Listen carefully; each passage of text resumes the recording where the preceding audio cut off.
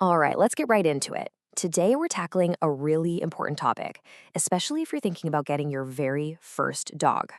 We're drawing from a great piece by Pet Perennials to look at 7 dog breeds that, yeah, they might look like the perfect companion, but they're definitely not for beginners. So you're ready to get your first puppy, huh?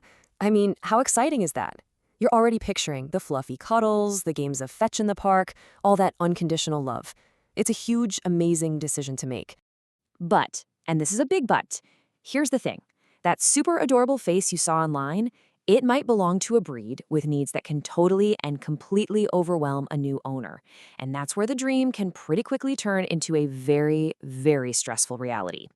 And that is exactly what we are here to help you avoid.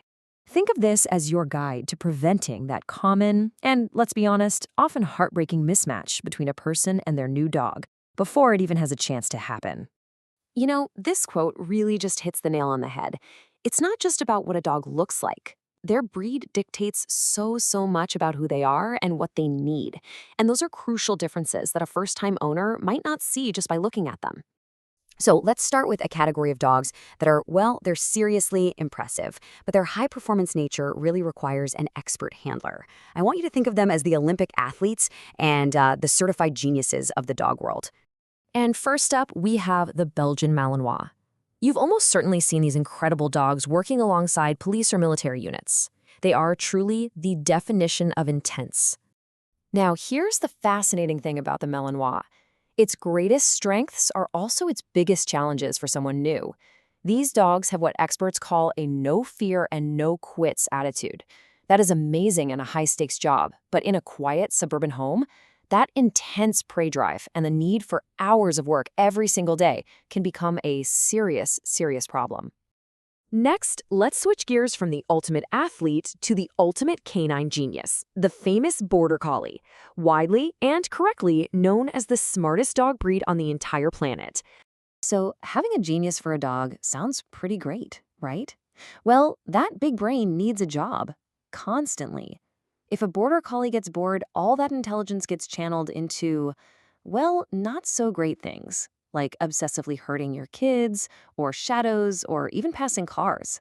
And on top of that, they're incredibly sensitive, so training them requires a very skilled and gentle touch.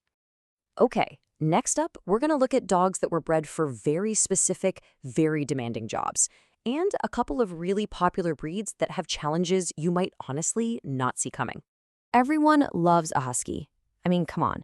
Those piercing blue eyes, that incredible fluffy coat, the way they talk to you, what's not to love?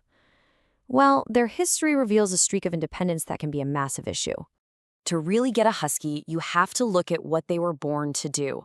They were sled dogs, bred to run in a straight line for hours and hours without needing much input from a person. That means they just don't have that built-in desire to please you that a lot of other breeds do. They are famous escape artists, and sadly, one of the most frequently lost dogs for a reason. And please, don't make the mistake of thinking that a small dog automatically means small challenges.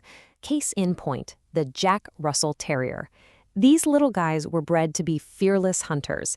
That means they are tenacious, they have boundless energy, and an independent streak a mile wide. They are a whole different world from a sweet little lapdog like a pug. Now for a hunting breed that's gotten really popular as a family pet lately, the German Shorthair Pointer, or you'll often hear them called GSPs. These dogs are beautiful, they're friendly, they're full of life, but their energy level is just off the charts. They were bred to run all day in a field hunting. A 30-minute walk around the block, that's barely a warm-up for them. And when that powerful hunting instinct kicks in, all your commands can go right out the window as they take off after a squirrel or bird. Okay, but what about breeds whose challenges aren't really about high energy or intensity? Let's look at 2 super popular dogs with very different and pretty surprising needs. So on one hand, you have the incredibly elegant Afghan Hound. But that stunning coat, it's not just for looks. Maintaining it is basically a part-time job. We're talking daily, thorough brushing to prevent painful mats and skin issues. Then you've got the ultra-popular Golden Doodle. They come from 2 retriever breeds, which gives them this intense genetic need to put everything in their mouths. Your shoes, the remote, your phone, nothing is safe. Are you seeing the common thread here? It all comes down to one single core concept: a breed's original purpose. What that dog was created to do maybe hundreds of years ago is hardwired into its DNA today. And this brings us to the most important takeaway from this entire explainer. Let's call it the breed history rule. This is it. This is the whole secret. Before you fall in love with a cute puppy face, you have to understand the job its great, great, great, great grandparents were bred to do. That history tells you absolutely everything you need to know. And this table just brings it all together beautifully. You can see that crystal clear link between each breed, its main challenge, and what it needs for exercise. The Malinois needs a real job, the Husky needs to run for miles, and the Afghan Hound, well, it needs a groomer on speed dial. This right here is your cheat sheet. So, to put it as simply as possible, the source material suggests that if you're a first-time owner, it's probably wise to steer clear of these general categories.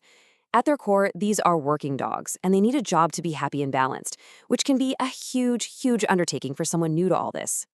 But the good news is, doing this research isn't about limiting your choices, it's about making the right choice.